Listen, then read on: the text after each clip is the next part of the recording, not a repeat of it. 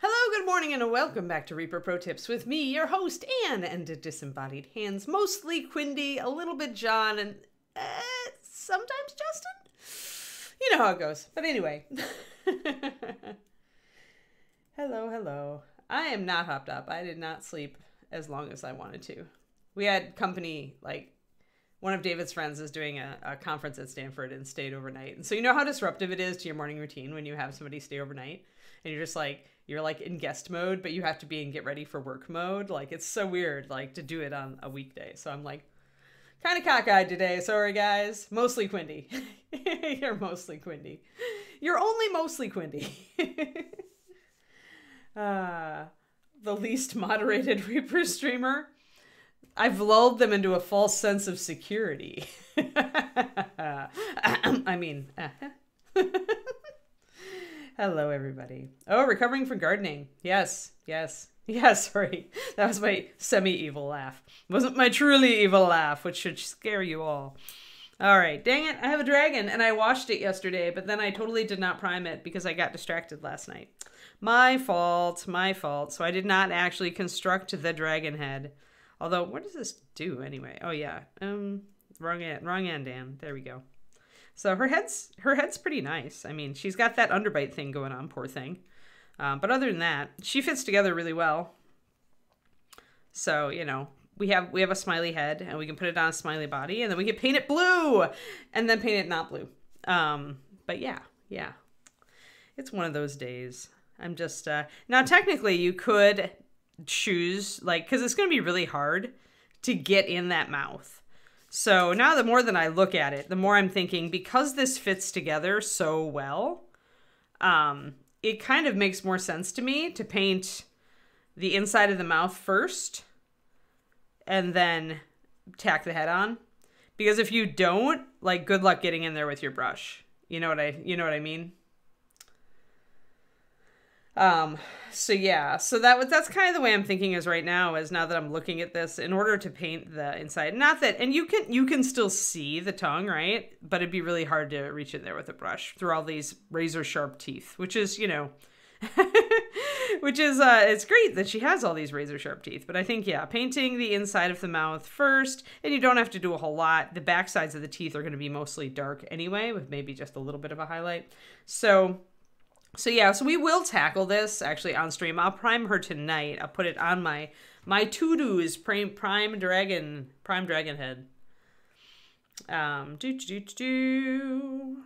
me put it in the Todoist, my favoriteest app. Prime dragon head. And then we can work on the head, and then I'll probably mount the head onto the neck once we have the head, like, you know, the interior done. And then we can plop that on here, and then I can hold the body to paint the head, which should work. Could also just hold the head and paint it, though it doesn't really have a good spot to do that unless you're handling the horns while you're painting the head. So all these things to think about when you're painting dragons, because they're so darn big, and when you construct them, painting any one part of them really well can be a challenge. They are bestial. They're beasts. They are really can be really hard to paint. You think they're easy, but no. Yeah, she actually does have a uvula. You can hardly see it.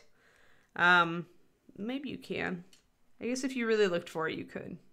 But this is the problem with having the mouth more closely together. It's just painting it. So it is good that the head is designed like this. So yeah, so we will get to this. We'll get to talking about it. We'll get to doing it tomorrow. I'll prime it, and we'll tackle how much detail you should really put. You don't have to put a whole lot on the inside of the mouth, and we'll stick it together and get ready to apply paint to the rest of it. So I am pretty happy in how this horn color and how it's working with everything so far. I think it'll be pretty good for her horns as well. So I'm thinking this is going to be pretty awesome. Although you could totally... The ends here are sculpted so that you could actually give her like gold horn caps, kind of like, isn't Alexstrasza, the Red Dragon matriarch for World of Warcraft, doesn't she have something like that? Like caps on her horns, gold caps? Uh-oh. Triple sub-anniversary, triple sub-anniversary, triple sub-anniversary, happy triple sub-anniversary. Thank you, D. Clearman, with the triple sub. This is not the first triple sub. Somebody beat you to it, but it's the second one. Thank you and congrats, D. Clearman. Let's see here.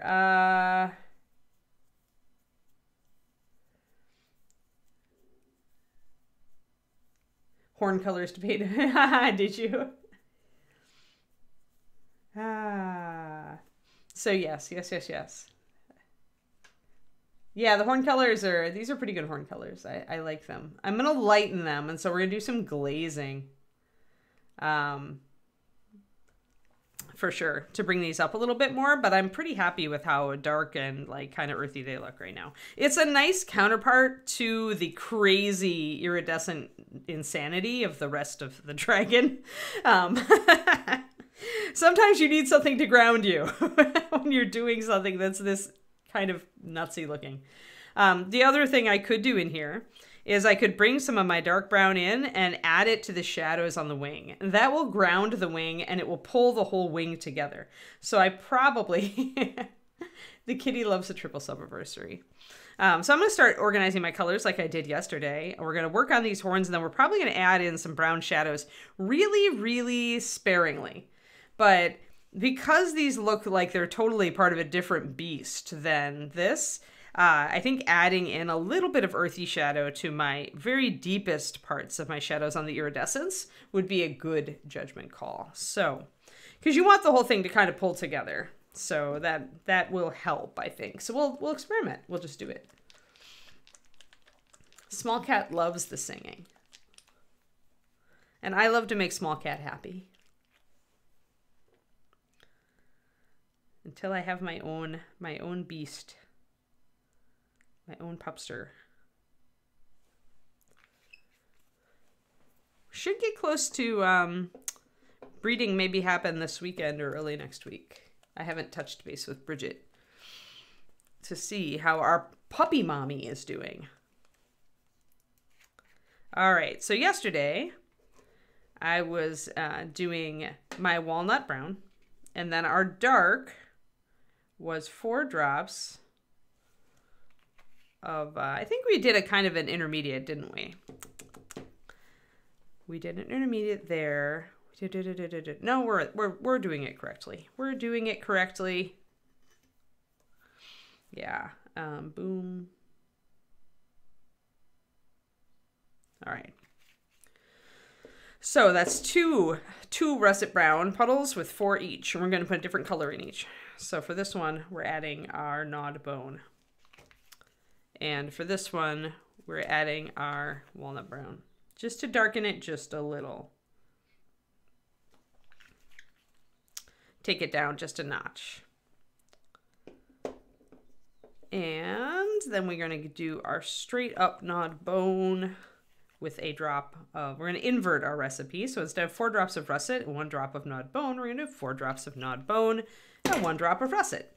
Now, some colors you're going to find are going to work better with a 50-50 mix in there, but you could also do just the inverting the 4-to-1 or the 3-to-1 or whatever you want to. VCR, thank you for the primary sub. 19 months, dang.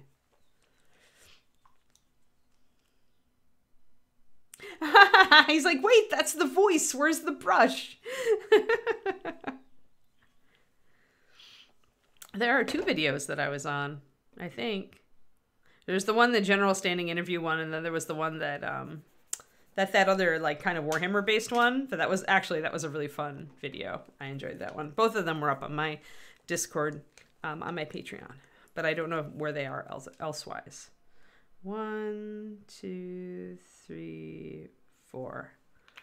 All right, so now we're gonna do our final, well, semi-final highlight color. Thank you for the Patreon link, Quindy. Guys, I have a Patreon, and it's super awesome. And right now, if you haven't ever subscribed to it before, there's a crap ton of stuff on there because we've been doing it for over 3 years. So it's a fantastic buy at any level at this point. There are 2 complete paint-alongs on the paint-along tier that have already been done. There are, you know, a bunch of $10 videos and PDFs. There are 38, there are 39, maybe even 40 color workshops. Like, seriously, we have a lot of stuff. I'm amazed that I can still come up with things to talk about, but I'm still running into stuff I haven't covered, so there we go. All right, let's see here. So this is all our lineup right now. So this is Walnut Brown, 9136. Russet Brown, 9199, and we're using russet because it's really warm and saturated, and we want a more saturated brown for all these very, very saturated bright colors. So having a bright brown is a bit of a misnomer, but russet brown is the closest thing probably we've got, other than the oxide colors, which are, the oxide is just a little bit red, more red, and russet is more yellow. And so since I'm going up toward a cream, which is a yellowy tan, that's why I'm using the more russet color instead of coming in with the oxide brown, which, as you can see, is a more red shade. Then we've got 4 russet, 1 walnut, 4 russet, 1 gnawed bone, 4 gnawed bone, and 1 russet, although the russet is kind of taken over, and then 4 gnawed bone and 1 pure white. And that's the setup that we figured out yesterday. So I'm going to go ahead and drop 2 drops of water in each of these. So it's going to be a 5-to-2 on all of them. You saw I was disappointed by both. I'm sorry, small cat. I'm sorry. You do get me every weekday.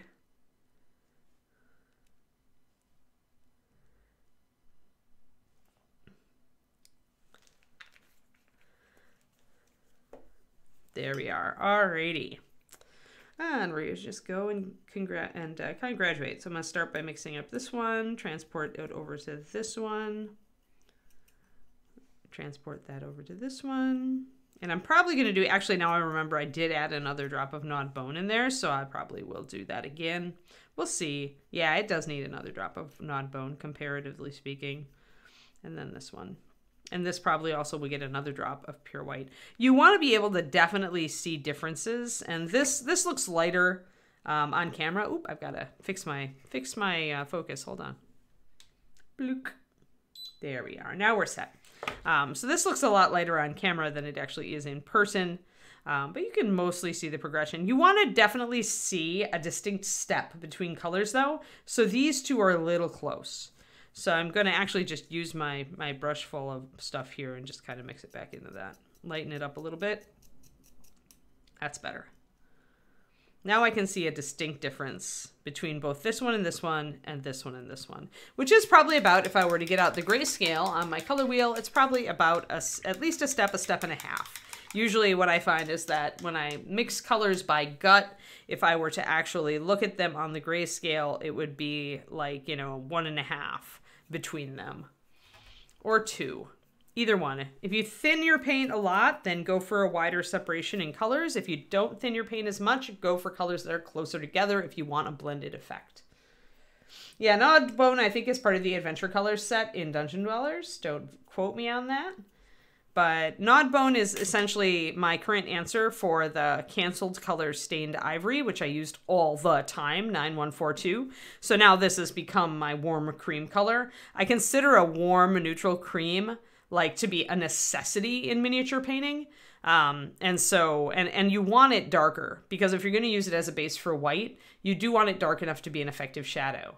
So you don't just want to use creamy ivory because that's so light, it's so close to white already. Using this and working up through creamy ivory and into pure white is a far better solution.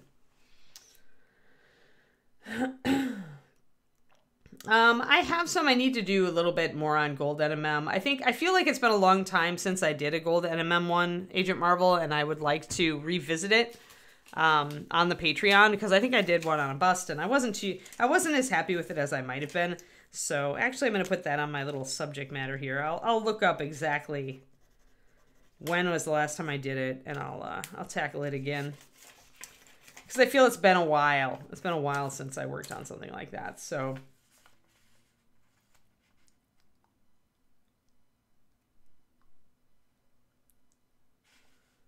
Oh, Grave and Gloom. Thank you.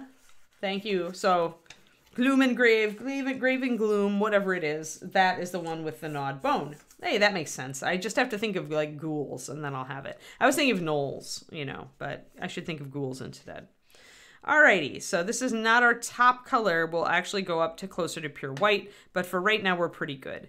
So right now we have a kind of a pentad, although I would say that walnut is more of a liner than anything right now, and that's why I'll probably go up another step. Oops,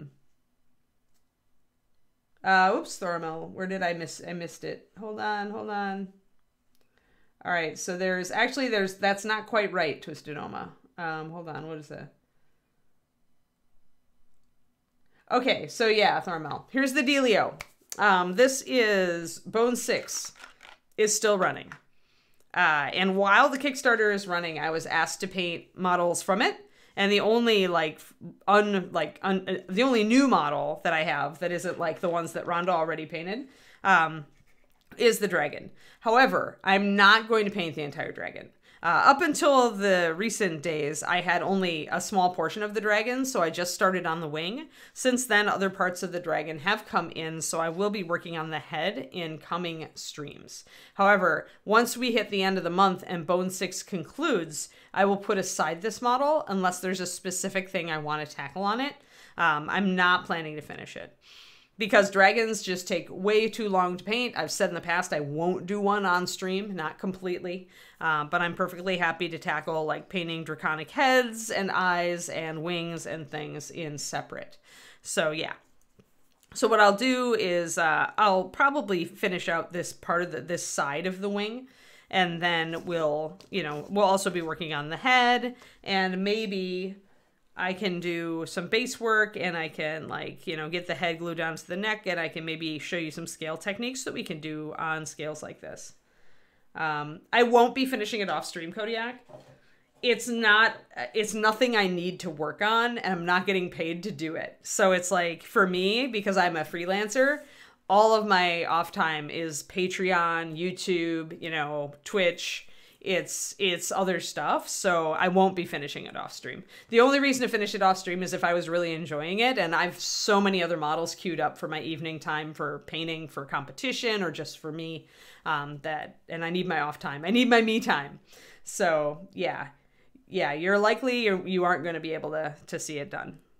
And that's just the hazard of this show, is like, I'm just not doing a start to finish dragon because it would take 6 months.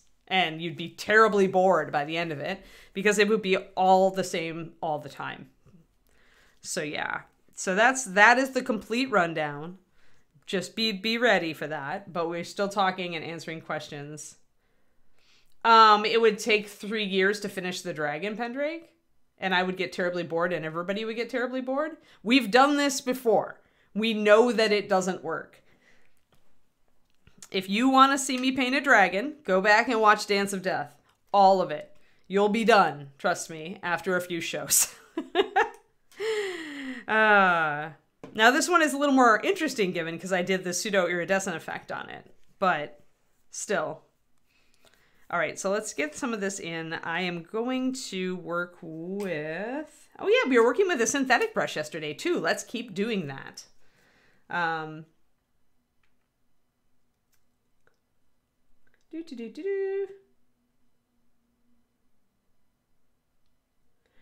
Yeah, Shadow Raven. It's just like when painting is your hobby and your job, you have to separate it out, right? You have to be conscious of this time could be doing stuff for my patrons, right? And it's like or this time could be me painting a bust that I really love. I've got so many models that I would love to paint, and yeah, the dragon is just not it. Yeah, and I'll burn out. Yeah, exactly. Yeah, All Dragons All the Time is like, that's a show that Justin should consider, getting for Reaper, like All Dragons All the Time. We have enough dragons. You could get somebody to paint dragons all the time, but it won't be me. Yeah. But yeah, so you guys get your dragon early, because originally I mentioned I might do a Maldrakar head on stream. And I might still do that because Maldrakar has a much larger head and there's more opportunities for doing more with the eyes because they are so much larger.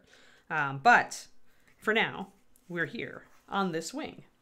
And I may need to do some stretches. Actually, my neck is kind of tight today. So if I stop and do like neck tilts, it's because my neck needs stretching. All right. Here we are. We're going to be still working with our synthetic brush just to see how long it holds up. I'm going to grab, I think, some of this dark brown. It's the 4 russet brown and 1 walnut. And I'm going to kind of bring it in just as a thinned application. Remember, this is like 5:2, so it is thinner. And I'm going to start bringing that in just as really in the deep shadows.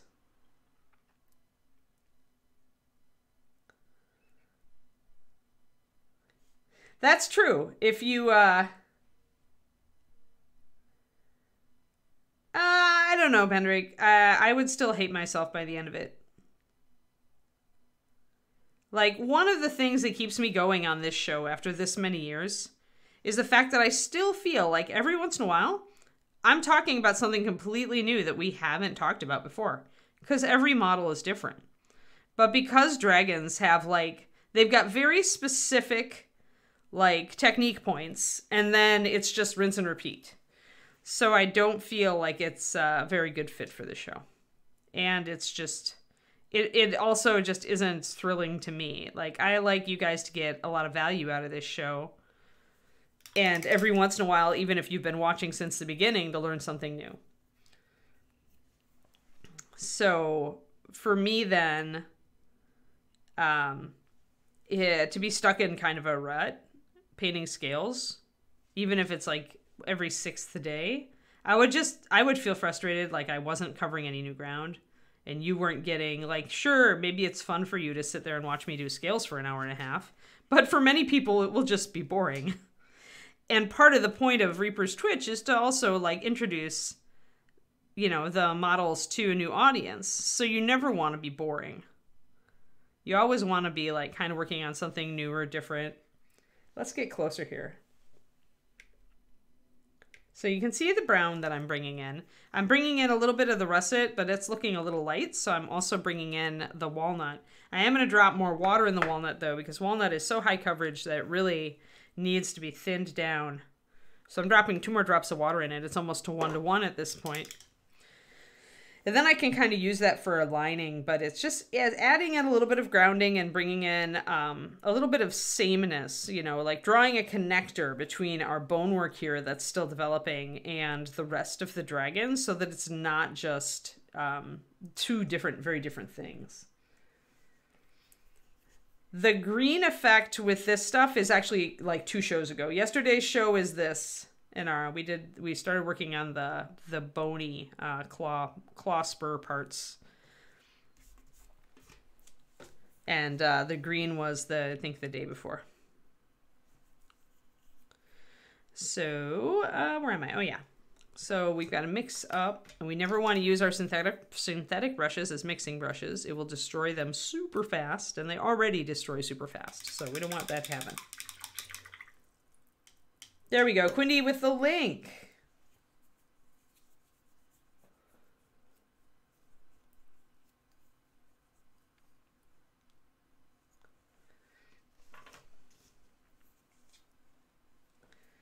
Oh yeah, it's totally worth painting dragons for your game. It's just not worth me painting dragons on stream. After all, when I thump this dragon down in front of the camera, I don't even get that wonderful look of horror, you know. I just get you guys going, yay dragon. Or I get people who are tuning in going, oh, dragon again, and they leave without saying anything, silently judging us for painting too much dragon. So a little bit of lining here on the scales, again with the walnut, and I'm going to grab a little bit of that russet color as well.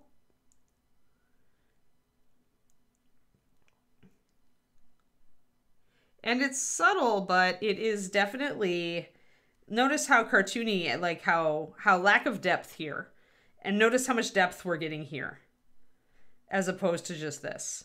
So if you compare directly here to the strut, you see the effect of pulling in some more naturalistic colors into the palette. And it's not wrecking the iridescent effect. It's just giving you a point of reference and tying the sections together.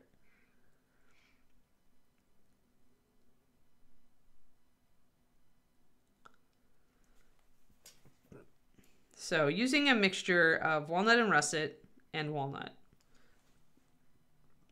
kind of doing real thinned walnut for a lining effect, and then any additional shading, I'm using the russet brown with walnut in it.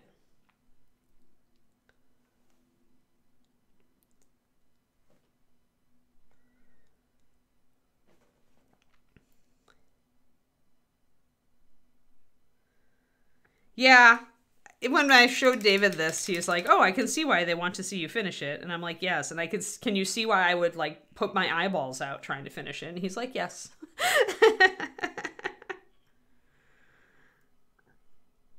This would be, if I was going to do this, guys, if I was going to really do a pseudo iridescent dragon, like I would be doing it for a competition because it would knock the socks off of people. And I would have started a very different dragon in a very different way. Like, this would probably not be my... Well, Stumpy, who I don't have front arms for even, would not be my choice.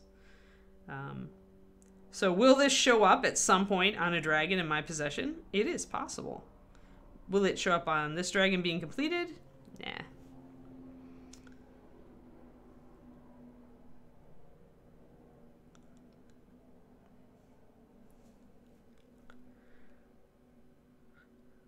There we go.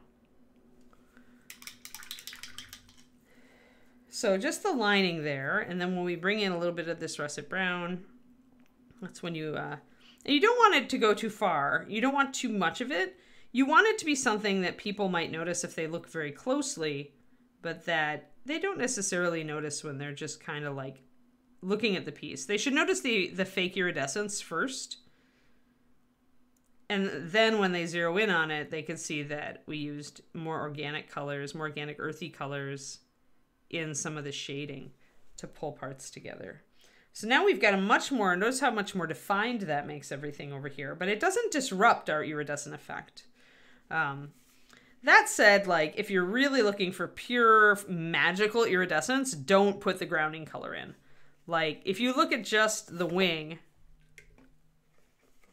without the brown, is very magical. Could be even like a spirit or astral dragon or something crazy, right? But when you bring that brown grounding color in, then suddenly you get that much more sense of an earthy beast, an actual like physical beast. And that's what those earthy and darker shadows do for you, is you remove that kind of ethereal quality and you put in you bring in reality. So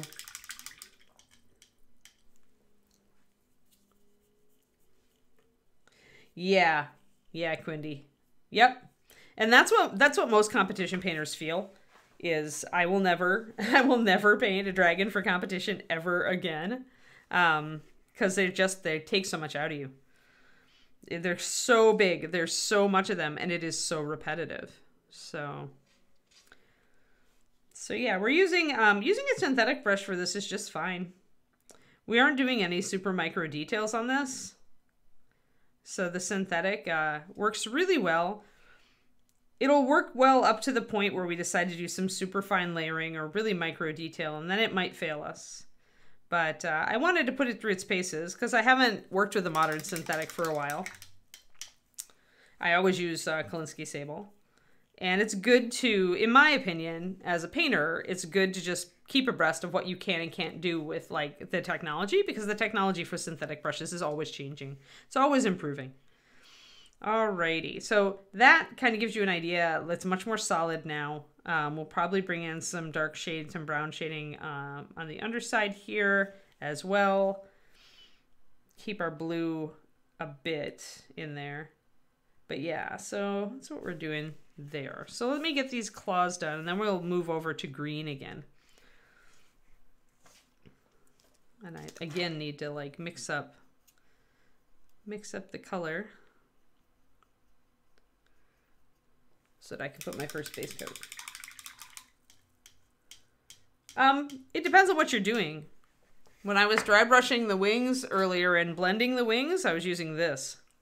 Just to give you an idea of the size scale between that and the brush I'm currently using is like that. This is a size 8 filbert.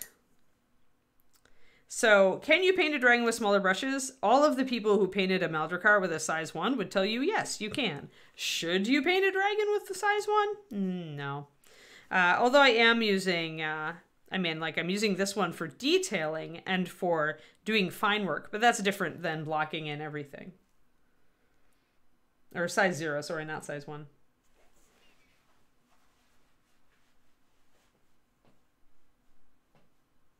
Yeah. Yeah, I didn't do it, so I don't have it burned into my head, right? Alrighty. The one thing that I was having challenges with is trying to get the streaking really fine on the claws up here with the synthetic. It's not quite as good as a Kolinsky for that. So first we'll put that warm brown down, which is the russet brown plus walnut.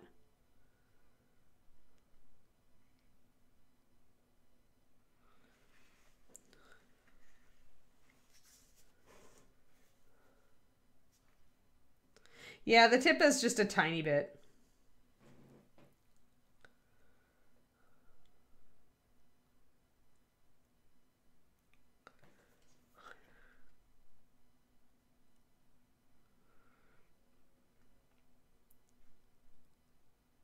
Yeah, that one's actually looks like it should be also a claw.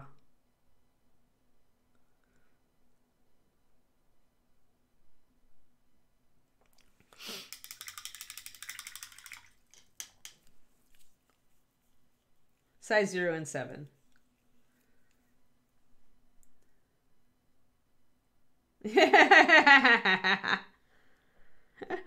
So that was what you had to do to attract Buglips's eye, Quindy.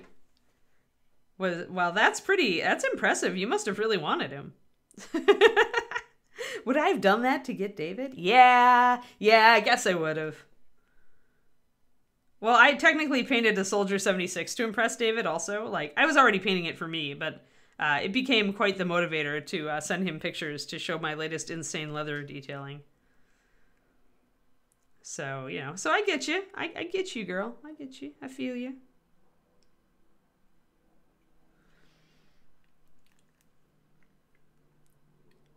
If it's stupid, then it works, and it's not stupid.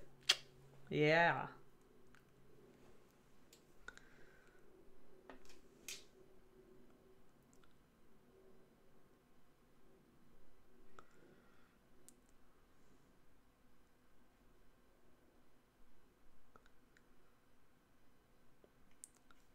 Just goes to show that being a good painter can get you a relationship.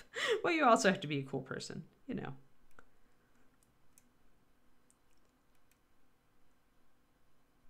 I don't think David's a goblin. I'm trying to think of what, like, D&D creature David would be.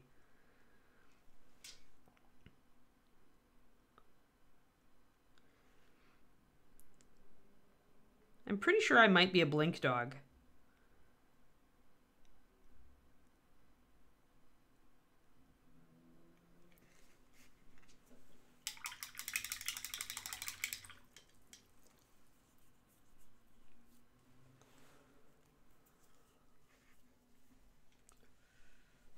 Alrighty, so we've got our brown laid down and we've kept our walnut just in the cracks. And then we start doing the actual texture work as we work up with our lighter colors so that we can make this part match the part up here.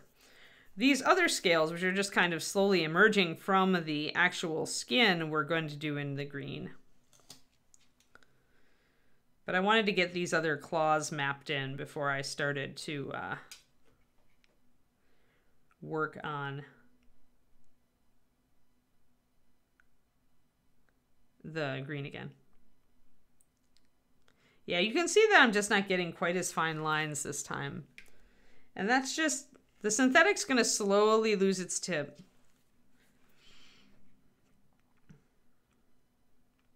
And you can still, I mean, a lot of you are going to look at this and go, wow, that's still like better than, you know, I can get.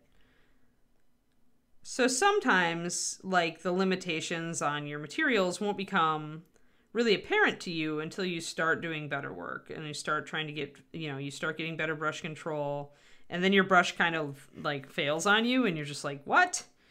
And you get frustrated. So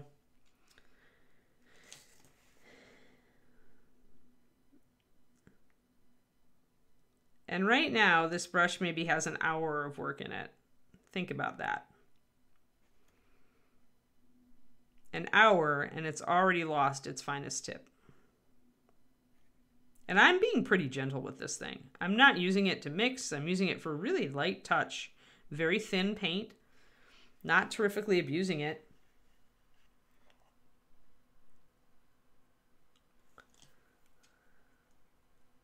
So just as an idea, this is why when people are like, I can't believe you pay that much for a brush, when I, get a Kolinsky sable and I tell them how much it costs, I'm like, I can't believe you waste as much money on cheap brushes.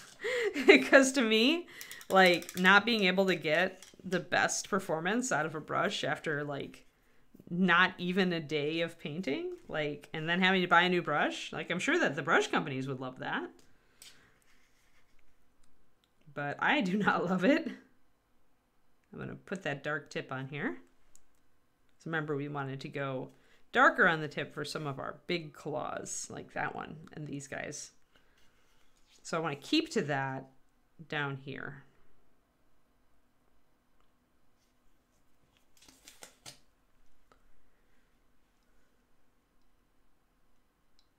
Not when it's on a synthetic, mommy. This is the problem. This is why I say that an expensive sable brush is going to save you more money than a Taklon if you're doing fine detail. So we have a little bit of bending at the tip. The synthetic's on the right, and the Kolinsky is on the left. So now I can get this. If I turn this to a certain angle, I can still get a decent point on it, but it's just a little bit thicker. It's hard to see. But that's not the majority of the brush. Like, if I take it and I make a paddle of it, I can still make it perform. So if we take it and then we wipe it off and flip it 180 degrees, wipe it off on the other side, wipe it off, we can force it into this paddle shape, into the square shape. When we turn it on its edge, then you can get that razor tip again. But you have to deform the brush to do it. And so that's going to cause additional wear. So I would say, like, we'll see. This is my test. I'm being really nice to this brush in general. And so we're going to see how long it takes to wear. But the problem with a synthetic is it's plastic. So once you get that deformation of the plastic ends, there's really no way to restore those ends. It's just wear. It's the actual material abrading. And so you can't really like melt it smooth again because you'd melt your brush together, right? I don't know of any other way to do it. So it's done.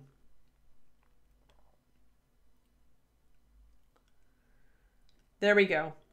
In really hot water. So that's almost what I'm talking about, right? Melting. The melting. So what you're doing in really, really hot water, what you're probably doing is like making the fuzzy bits kind of like pull together. That's what I would guess. So yeah, so if you wash them in really, really hot water, maybe it'll extend it. And that'd be good because it's kind of a crock if your brush like poops out on you after a few hours of painting. Although I remember this from when I was like, a lot less well off, and when I was a college student and post-college, when I was painting with a lot of synthetics before I discovered that sable was where it was at for me, I do remember my brushes just pretty much falling to pieces, and the only brush that I could rely on was a sable, was an actual sable. It was a crappy sable, but I'd managed to train it to be a decent brush. So I'm gonna get this out of frame so that we can see this. I'm actually at this point probably need to put my black base behind the wings so that we can actually see the brown. There, that's better.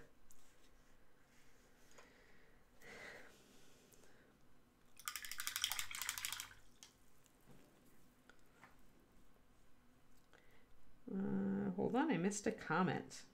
Shadow Raven. Yeah, there is such a thing as a disposable brush, for sure. I just carry my good stuff everywhere.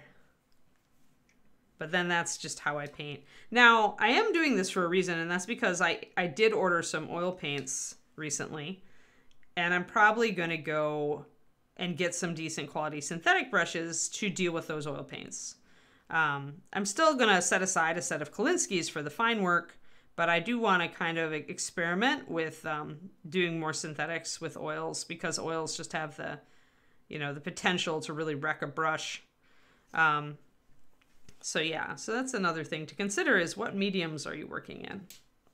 For watercolor and like miniature painting acrylics, I think that Klinsky Sable is where it's at. But yeah, you can get, as you can see, you can get decent results with a synthetic, at least a new synthetic, and we'll see how long this one lasts. We do have pretty hot water here, Quindy, so maybe I'll try your trick of using really, really hot water on it if it starts to fuzz too much and see if I can bring it back.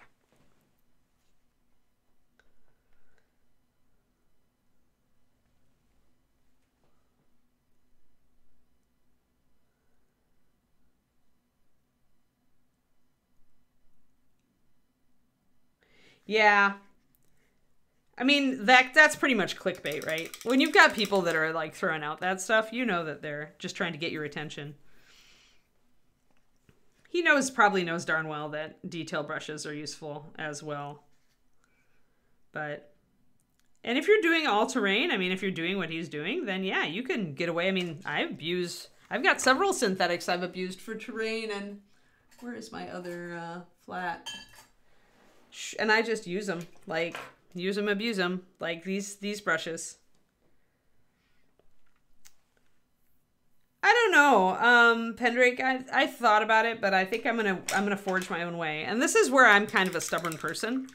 And your mileage may vary. You can certainly like use the brush that James endorses if you want.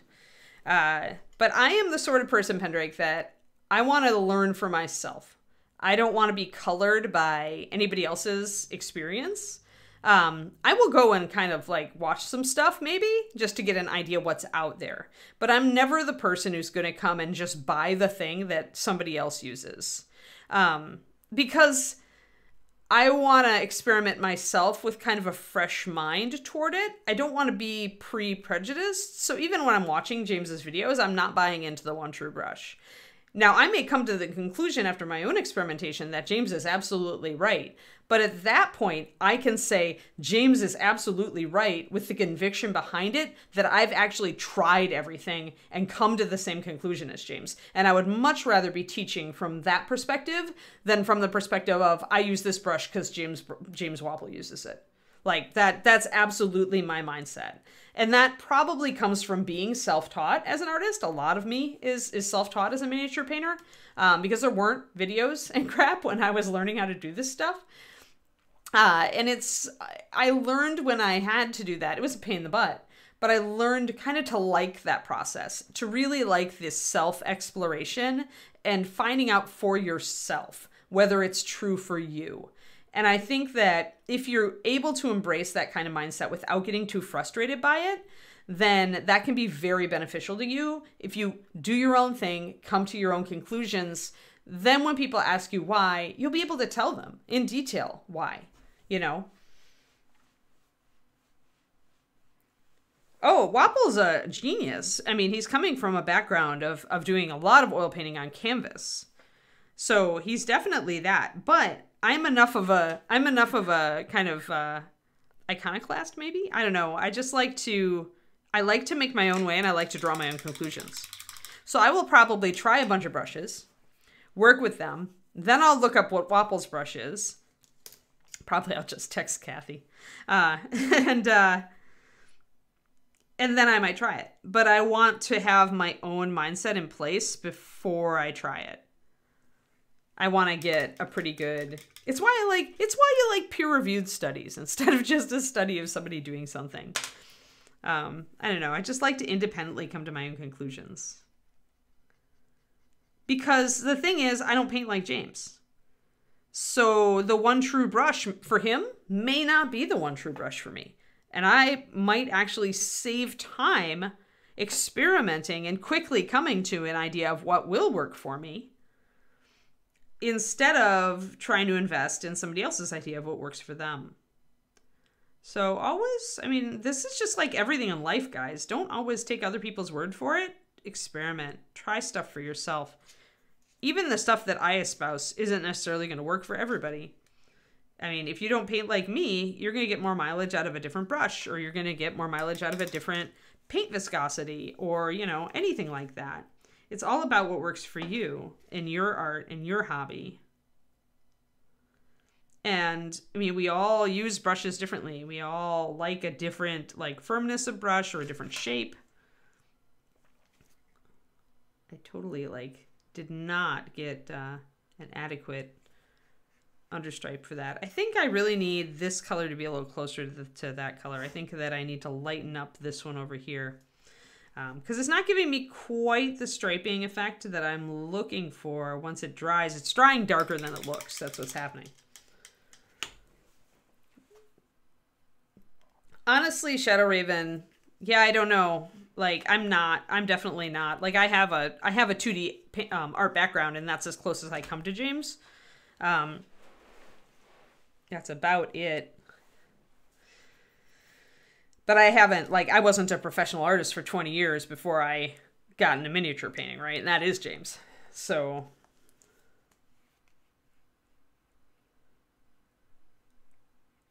yeah, it makes sense, right, Threads? I mean, we're all different. We all handle stuff differently. We all come from a different background. And the way that you think about a topic is going to be different from the way that I or James thinks about a topic.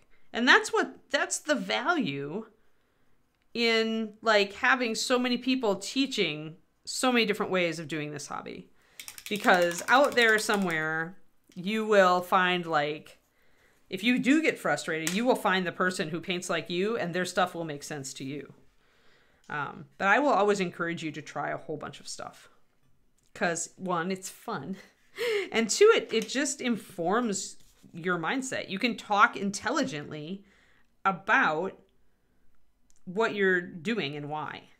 And if you ever do get to the point where you want to teach, even if you're just teaching like a niece or a nephew or, you know, a grandchild or a mom, you know, if you can explain why, then, you know, that's just more useful. It's a more useful teaching method. So I've got this looking a little bit better now.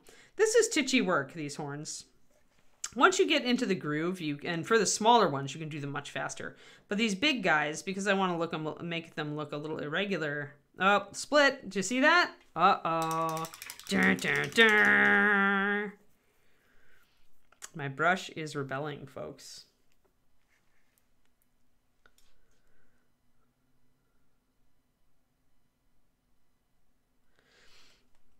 I mean, when Wapple says one true brush, what he's really talking about is I have found the ultimate brush for me and the way I paint. And the fact that he shares that is fantastic.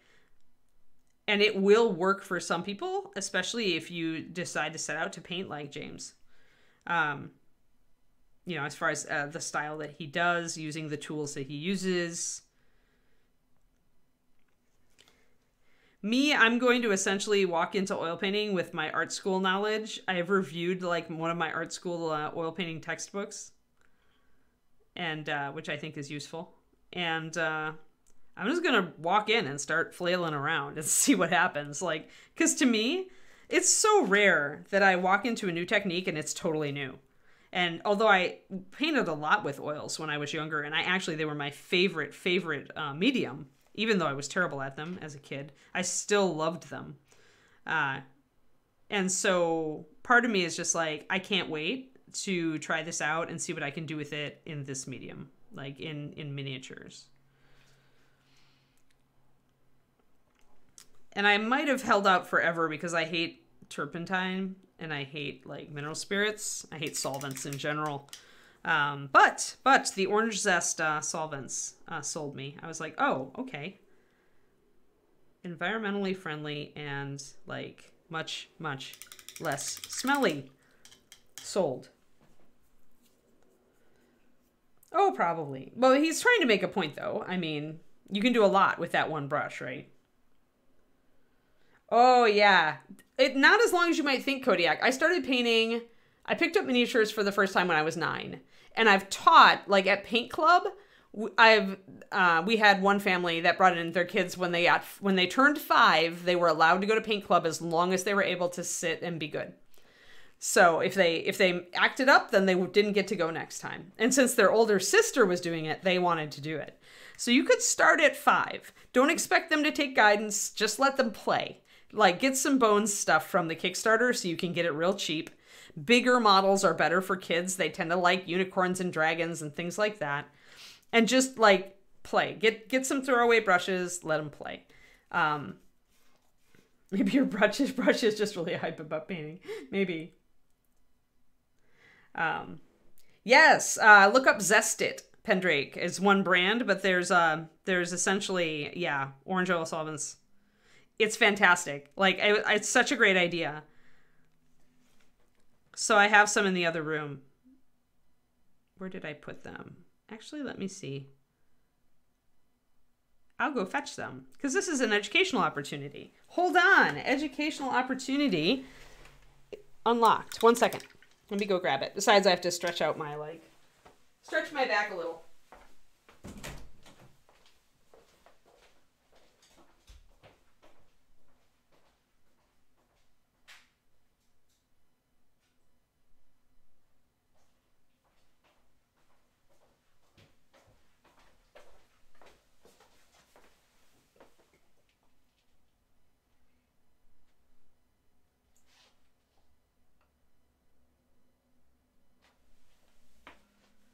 I've been doing physical therapy stuff, and I've been becoming more conscious of how my muscles feel when I'm doing things to them, like sitting in a chair for an hour and a half.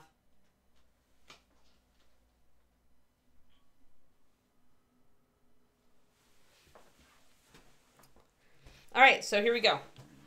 This is the stuff. This is a different brand than Zest It, but it's milk paint, citrus solvent, biodegradable, orange peel, natural way to thin. So there you go. It's a thing. It's a thing. I'm so happy. Like, I might be able to actually enjoy oil painting again with the citrus solvent. Okay. Yeah, you can adjust it. You can adjust it afterwards. Lorgrim. Like, okay, so the owl bears broke me. I need the owl bears. And so they're $18. So I just went and made a pledge for $18. And as long as you have your pledge in place, you get you can add money, no problem.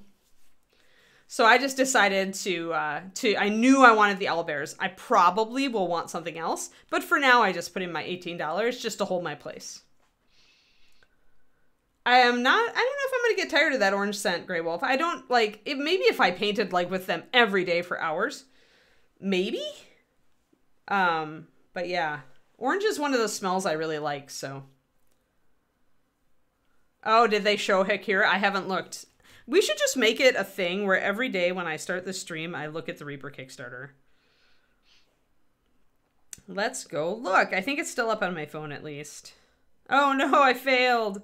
I totally failed. Kickstarter. Here we go. Oh, we're almost to the 1,050,000 mark, and that unlocks something, isn't it? Let's see. All right, what are we on? We're on.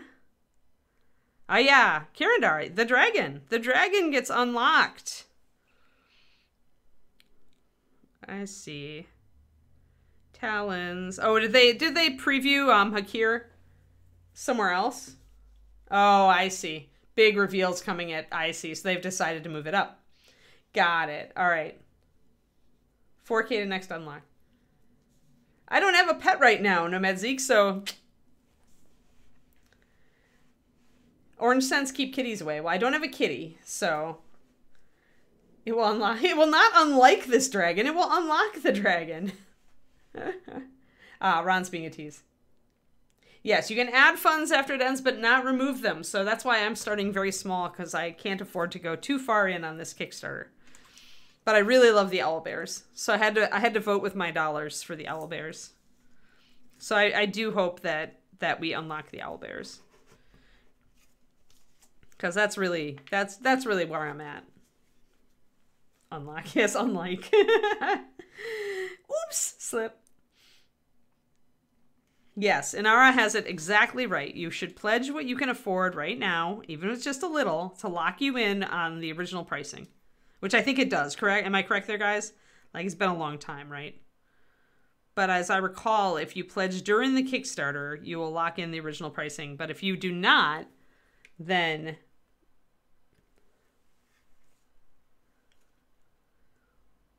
Oh, Ron has said that there will be lots of reveals. Yeah. Well, I mean, and revealing all that stuff near the end is a good strategic. Oh, that's just too light. Ah, I made my other color lighter and then I ignored it. Not smart, Anne, not smart. So the reason I'm doing the striping, for those of you who are new to the stream, the reason I'm painting like this is if you look at nails, even your dog's nails or even mine here, you can see the streaks, right? This is how nails grow. And so it doesn't matter if it's an animal claw or a horn or a human fingernail.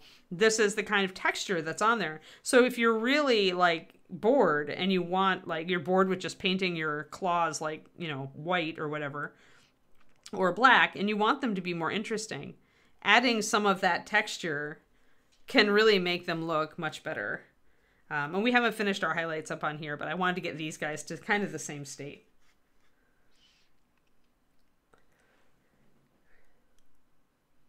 Hey there, Bill. Yeah, it was good to see you too. I had fun at Adepticon. I spent too much money, you know, like you do. But it was a lot of fun to hang out and paint and see the Golden Demons and the Creature Caster painting competition. And I won the Privateer Press. I won a trophy at Privateer Press's competition, so it was good. It was a good con.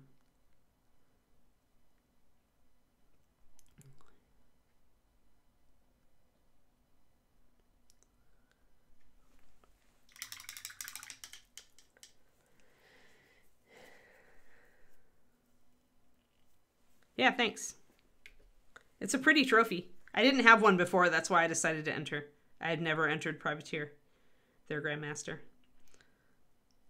And David had a model from them that I actually liked a lot. All right, let's get these striations going. There we are. Sweet.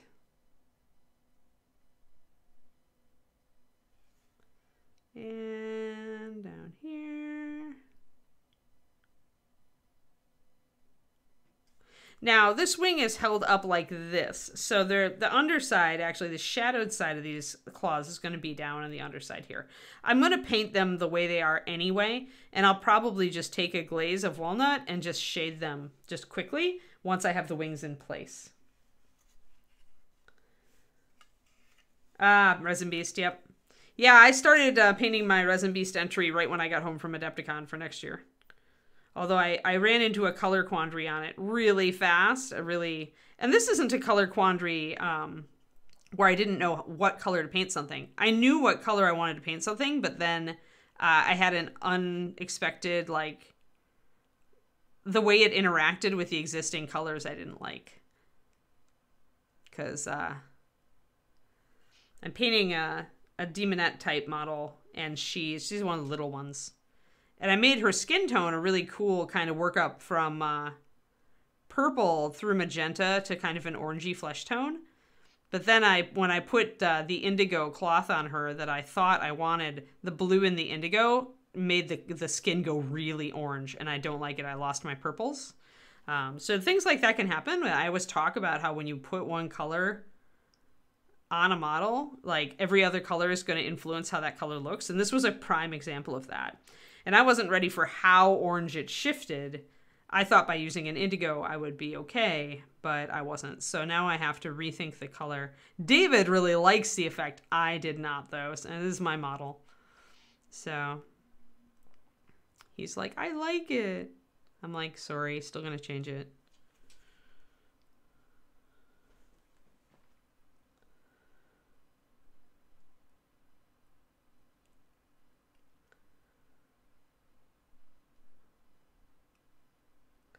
You know, I could skip most of the Fey expansion, but I want the dragon. So unless they make Shimmer Scale a separate add-on, which I don't know that they will, because it's really the crown and jewel of that set.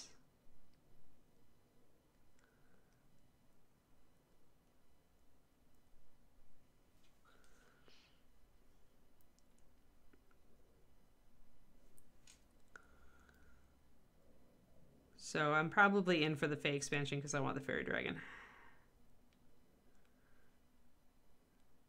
But I'm going to wait on that. I'm going to wait on it till we get a bit more toward the end.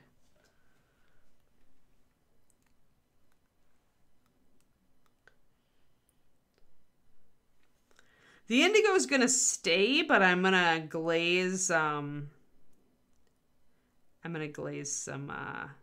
blue or some purple over it, actually. Probably some magenta. I'm essentially going to tune it until the indigo is more of a bluish purple to see if I can de-emphasize what I don't like. We'll see. I do some tuning. I definitely need to do something because right now I hate it, and if I hate it, I don't want to work on it. And since I am trying to get a couple of competition entries like ready for next year's Adepticon, and nothing like starting now, 11 months until the next Adepticon. So I don't want to run into, I don't want to work on this like right now. It's just not the right timing for it. So I need to alter it until I do like it again, because I love the model. She's really beautiful. She has all sorts of nice little details on her. But I feel like it's going to be a color challenge because I'm working with a very saturated palette on her. And sometimes, for me, sometimes muted colors are easier.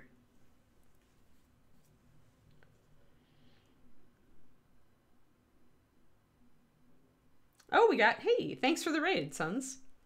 Sons of Brother Who. Welcome. I am painting a dragon wing. The claws on a dragon wing. Just trying to get all my claws lined up and kind of looking the same before I dive back into the kind of the fake iridescence that I'm doing on it. So yeah, welcome.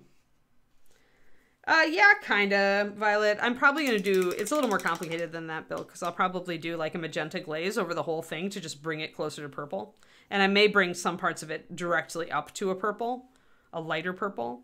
So essentially on the cloth, use purple as the highlight, and on the skin, use purple as the shadow, and thus everything will be connected by purple, which for a Slaanesh piece is about right.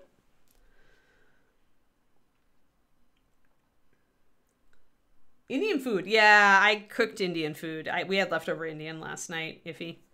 I made a new chicken curry recipe I really enjoyed. Still gonna tune it, but I think it's got like high potential. Like it needs to be spicier. And I need to experiment more with different tomato substitutes. So I'm gonna make it my own chicken curry, which is a very traditional Indian thing to do, because apparently when Indian cooks cook, they're like as likely to just take their mom's recipe and just alter it until they like it better. And that's how just like Indian food and recipes just evolve, is that people will take a recipe they know and they'll make their own changes to it. It's a very organic food evolution style. I actually forgot to put the death pepper in, Iffy. I need to put like a mental note to try death pepper, because it definitely could use some spice. Like I use Kashmiri chili powder, which is now my new favorite chili powder. If you haven't ever used it, it's a very red powder used in Indian cooking a lot. And it's not terribly spicy. Like it's a good, like medium mild, I would say.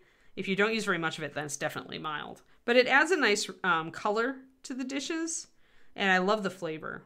So it's kind of like chipotle level hotness, but it doesn't have the smoky quality, which sometimes I just don't want the smokiness. So it's a good alternative. But anyway, I was trying not to go overload on the spices, because too much spice can actually make things bitter. But I forgot to grab the death pepper. I'm thinking that maybe I can use like one death pepper just kind of cooked in the sauce, like cooked whole, kind of like in Thai cooking, and do it that way.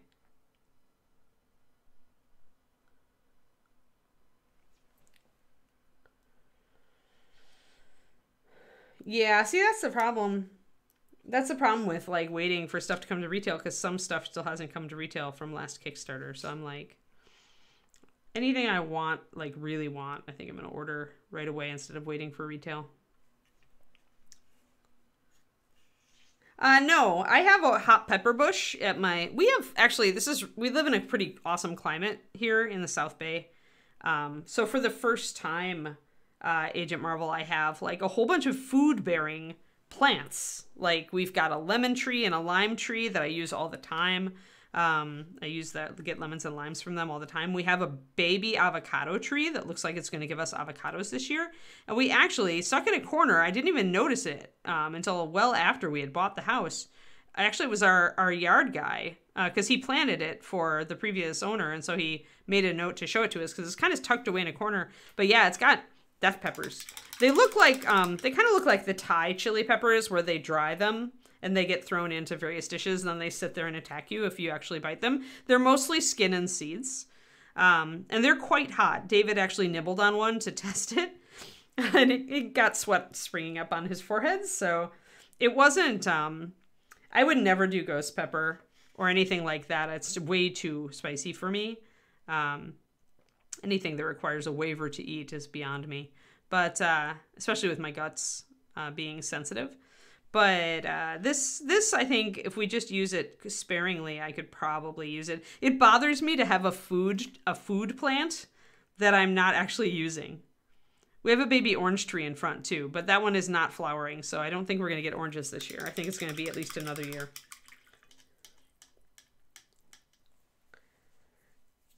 Oh yeah, that's a good idea. I could spread some chili pepper on some of the food like the avocados that I don't want the squirrels to eat. I wonder if that would deter them. Because I could spray like it outside of an avocado with like spicy stuff, and I should look that up on the internets. Maybe squirrels get tolerance, just like humans will.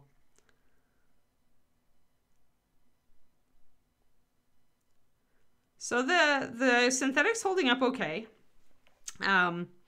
It's not as fine as it's not as fine control as I can get with a Kolinsky, but I mean, my brush control is pretty insane already, so I think most people probably would not notice the lack of functionality at this stage.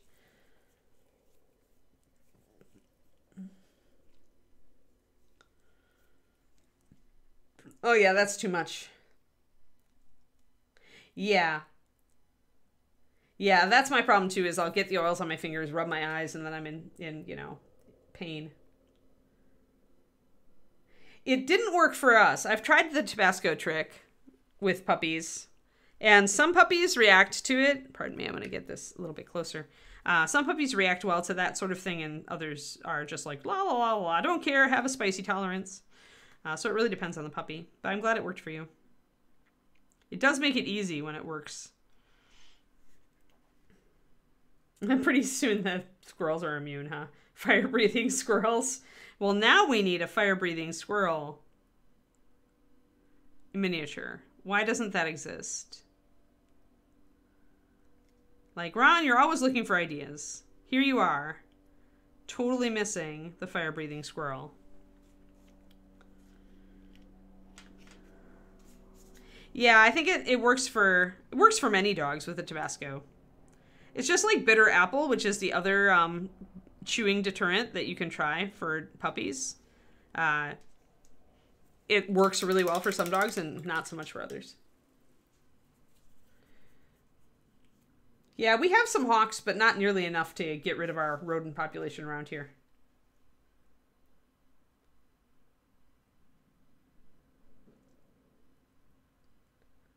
Mealworms liked it, yeah. Oh, yep, yep.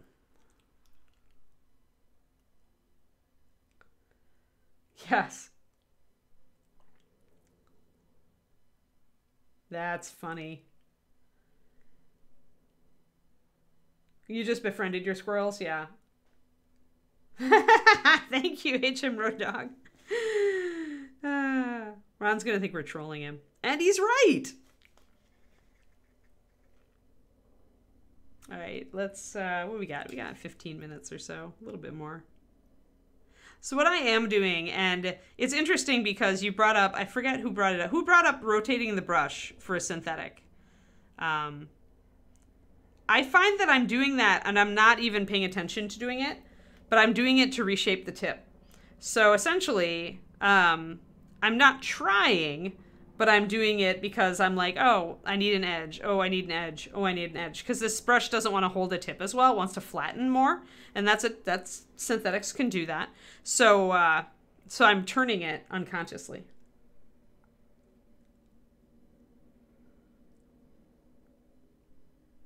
Oh, yeah. Another bitter spray in case the bitter apple isn't available. Yeah.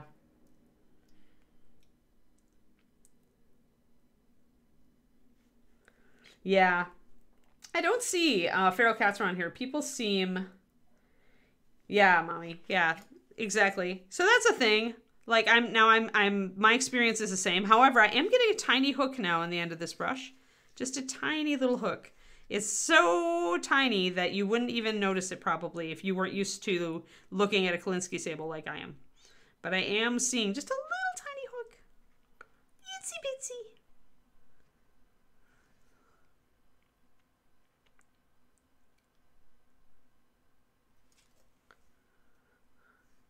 I realized that this big claw probably should be brown as well.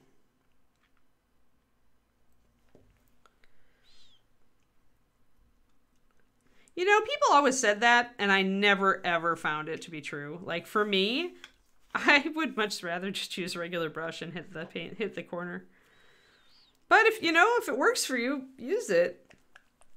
I just never, like, okay, with that, when I don't have a hooky brush, I never notice not being able to paint in corners. I always just use my regular brush. So I'm like, all right.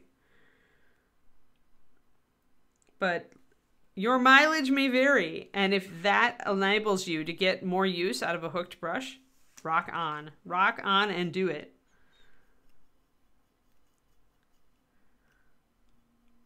I was just curious to see, the reason we're doing this with the synthetic is I was just very curious to see like how long it would last with me painting with it like I do my Kolinskis.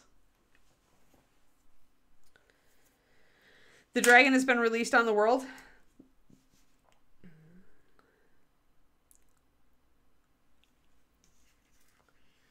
Oh, anniversary dragon, not this dragon. I was going to say, we have like, this dragon is probably coming up fast enough. I need to add more water here to my lightest color, and then we'll bring up our highlights.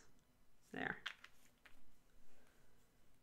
I mean, you can cut them, but it won't give you like the greatest results, mommy, because the thing is that a brush is constructed with a specific shape to support all of the hairs coming together as a tip.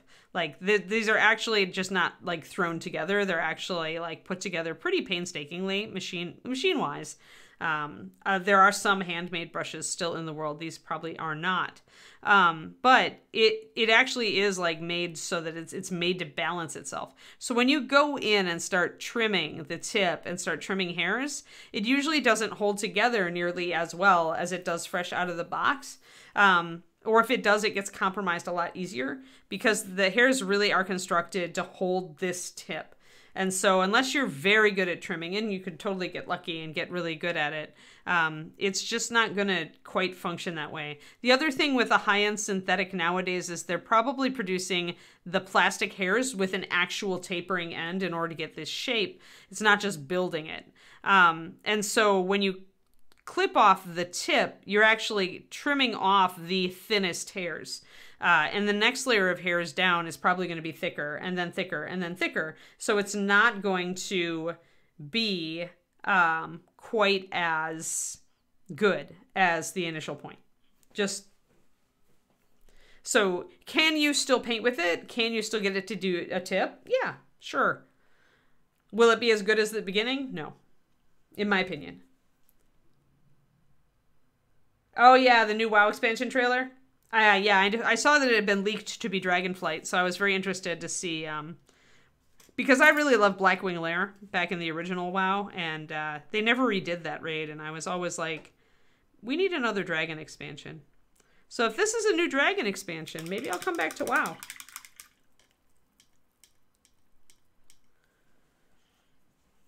Really, Stefan Mac, yeah. I use,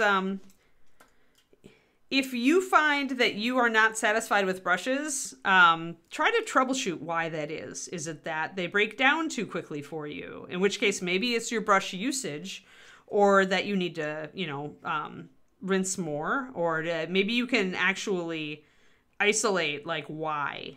If you can isolate why you are having problems with brushes, you may be able to troubleshoot.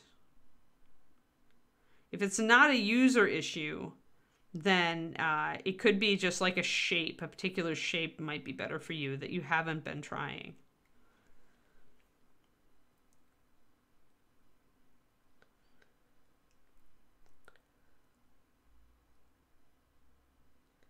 Blackwing Lair was super fun though. I don't know. That was when I was really into raiding for WoW, and I had super fun with Blackwing. I loved those fights. That was 40-man guild days too.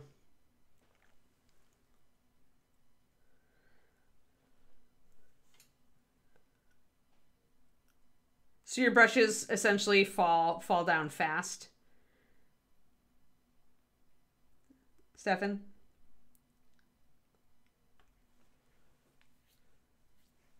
Yeah, I mean, if you try a bunch of different brushes and you find that none of them are working for you, do examine your usage. We always hate to hear that, but I mean, it is the factoring comment, right? Like, obviously you're probably taking decent care of your brushes and not leaving them in the paint water or anything. But there's also just like, how thick is your paint? You know, like how long are you painting with your brush before you rinse it and reload it? Stuff like that can definitely impact your brush life.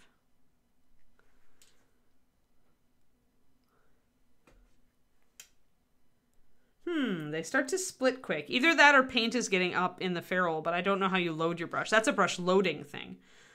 So if you stick your brush too deep in the paint, not even all the way, but if you're using thinner paint, that paint can, by capillary action, get sucked right up into this ferrule, and that will start your brush splitting pretty fast.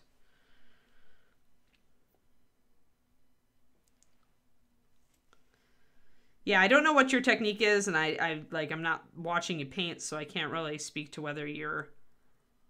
There really is no wrong brush stroke unless you're jamming your brush. You know, if you're stippling a lot, then I could see it, maybe. But if you're not stippling and you're just doing a regular brush stroke, then it's probably not being too rough, unless you're really pressing hard and deforming the brush. If you're pressing, like... If you watch me paint, you notice that I'm like barely touching the surface. Like the tip hardly even deforms. So I'm being real gentle, real light touch, which I can do when I'm using really thin paint because it comes off the brush really easily. So one thing you might explore is if your paint is thicker, start thinning a little bit more and see if that allows you to have a lighter touch for your paint to come off the brush.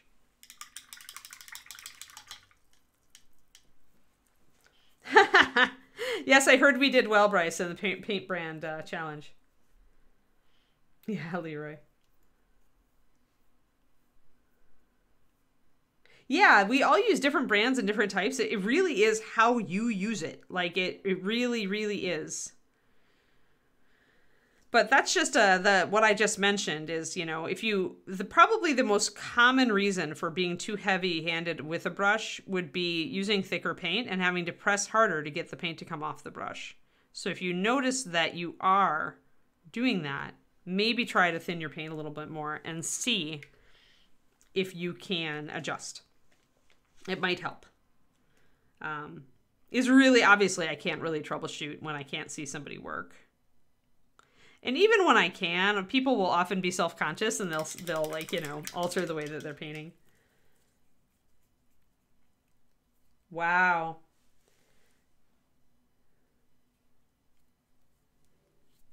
Yeah, Stefan.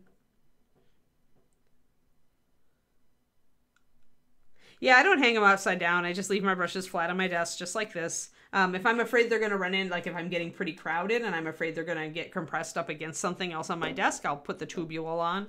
But generally, I just reshape them nicely after a paint session, and then I just leave them sitting. But I do have a dedicated painting area, and not everybody does. So I know that nobody really touches this desk except for me. And if you have kids or pets or anything like that, they may not be your experience. So... But hanging upside down really isn't necessary. I just, Rinse them, squeeze the water out of them, you know, maybe put them against a cloth to dry them, and then I just leave them be.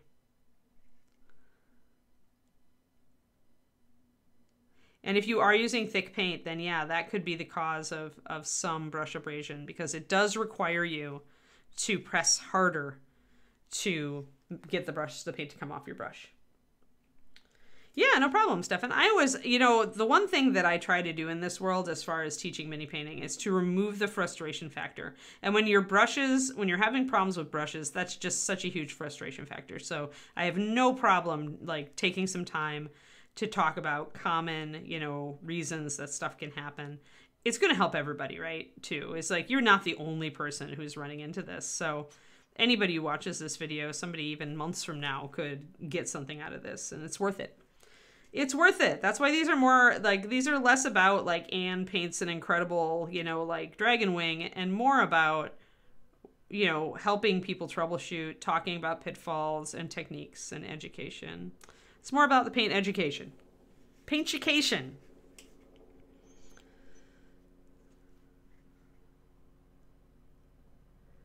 Like, if I wanted to, I could like do competition level painting on stream, and I have on my own stream.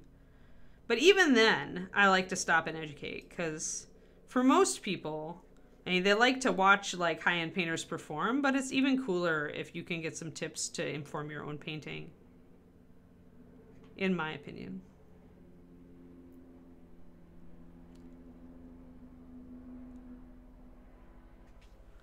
So we're really getting these claws to come up now.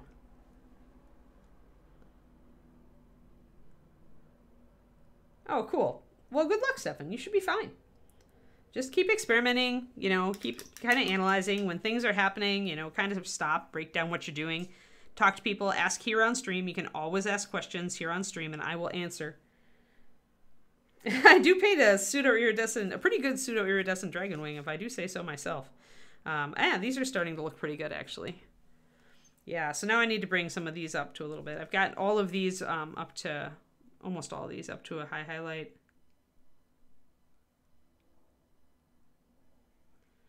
So now I can go up and just put a final touch up on the top. So that means tomorrow we can paint dragon head.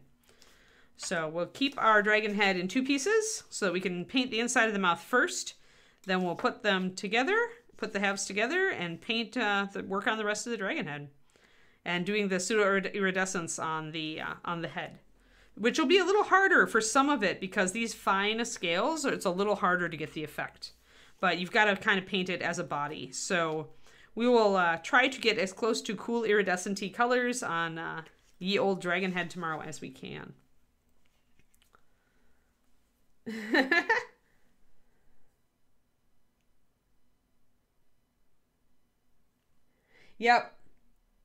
Yep, Quantum has it exactly. I used to store brushes point down until I realized that capillary action would always be stronger than gravity. There it is, the physical reason why hanging brushes upside down doesn't work.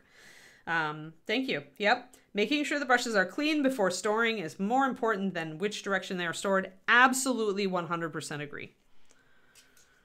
Thank you, Quantum. Nope. No, I went into this at length in the beginning, no time for bull. But no, I've sworn never to paint an entire dragon on stream again because we did it for Dance of Death.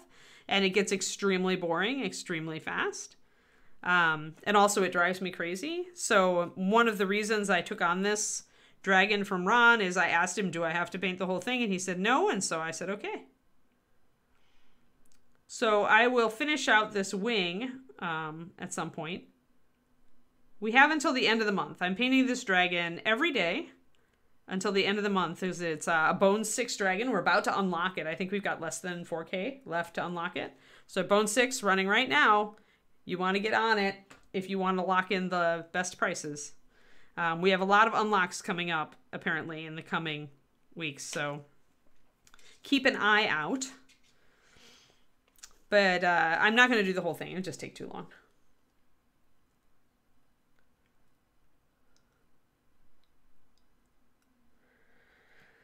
Yeah, and I just did a little bit of that on stream, I think. I did the rest because I was still a staff painter at Reaper. Correct, Bill. This is not iridescent paint. But it looks kind of iridescent-y. So that's why I call it pseudo-iridescence. It's pretty convincing on camera. It looks pretty decent in person too. Yeah, NII. That's what we used to call it. Jennifer has done something with it. As a couple of painters have done NII.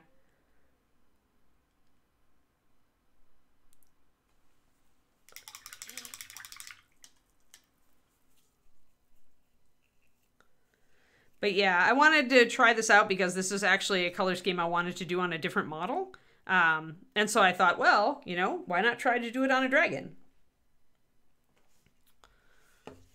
Because I've got this wing to paint, so let's go. Eventually I'll show you guys, like, if I executed on the smaller model that I was going to do it on, if it actually correctly executes, I'll show you someday. But I don't know. It works well on a large model. I'm not convinced it's going to work very well on my small model that I want to do it on. But that we'll just have to see. So now we're getting in and bringing... For the smaller scales, I'll make the tips brighter. For the bigger scales, the tips are going darker. And being more or less consistent with this.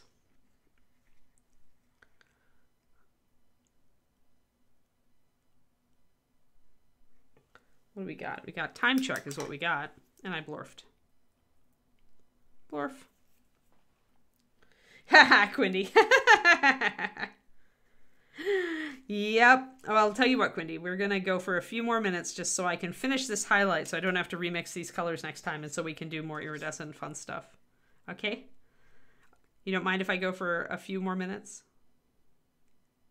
Or is it Luca Day? It's always Luca Day. Like, Luca is always, like, I feel like he's always kind of, like, hovering.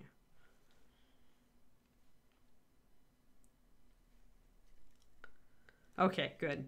As long as we don't have the Alpaca Nation just, like, glaring at us virtually from across the internet, I'm okay going a little longer. It won't take too long. The final highlight is always really fast anyway, because you're just putting little touches onto everything. You're not like repainting an entire surface. So the opening highlights are actually a lot more work intensive, and the final touches are super fast. And once again, we're using a synthetic brush for this for a change, for a nice change. It is starting to want to split. You can see the split there that we've got going on. But I'm gonna use it until I can't use it. And so far, this added another hour and 20 minutes or so, I think, to our total. Maybe it's called an hour and 15. So I'm 2 hours of work in on this brush. And it is starting to have a pervasive split in one direction and a slight, like really almost unnoticeable hook and fuzziness to the tip. So my goal in this, because this is a decent quality Master's Touch, my goal in this was to see how long can I paint with this before I just can't paint with it anymore. Before I'm just like, no. Because there will come a point where I'm just like, no, give me a Kolinsky Sable, please. No Crow's Nest tonight, but the Bone 6 stream at 4 p.m. Central. Oh, Luca Day is tomorrow, yeah.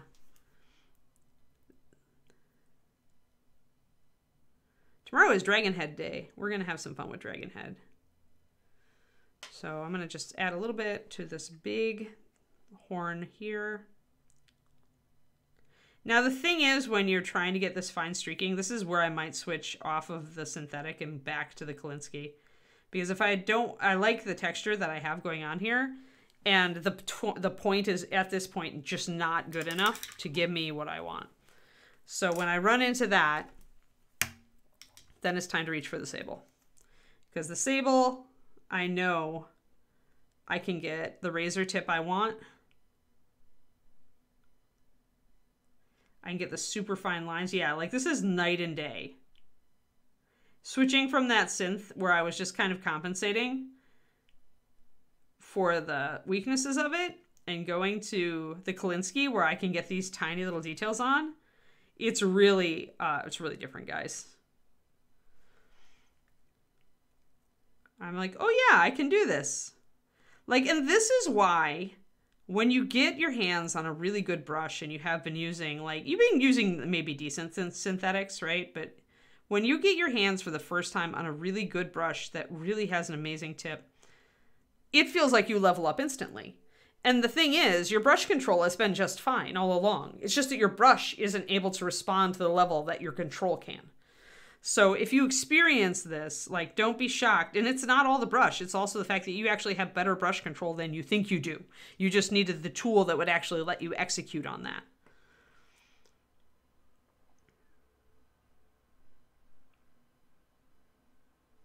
All right. Yeah, I can do much finer detailing, and then it looks beautiful. Much, much finer detailing with this. Just so much nicer. I can do such thin lines. This will just reaffirm my love of the Klinsky sable. That's all. Not surprising, but it's pretty there. So let's back out and take a look at the wing, and then we'll end it. All right, so we were using a progression of 5 colors to get our bone spurs and claws done on our iridescent wing. In the beginning of this, I also talked about the importance of putting in some of these brown, like this dark here is actually the same colors of brown that are at the roots of this. And the importance of putting that in around some of the iridescent stuff in the cracks is that it grounds the model, makes it look like everything belongs together. If you cover that up and you just look at this part, it's much more like an ethereal beast. There's no real grounding colors. It's all like vibrant blue and teals.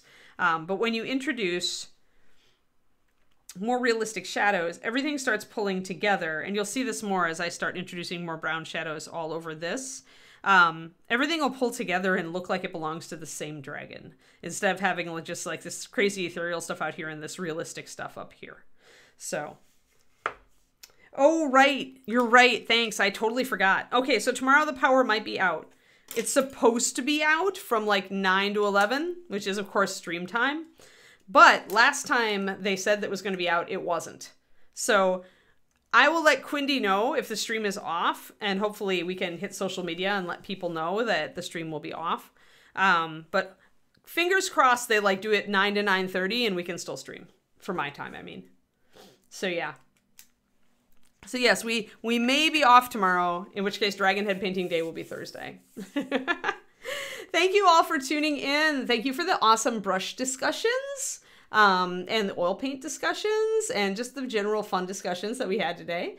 Yeah. Okay, good. Quindy will update y'all. So just keep your eyes open to the social medias, okay? All right. Thanks for coming along, guys. And I will see you again tomorrow. Have a fantastic rest of your Tuesday. Bye-bye.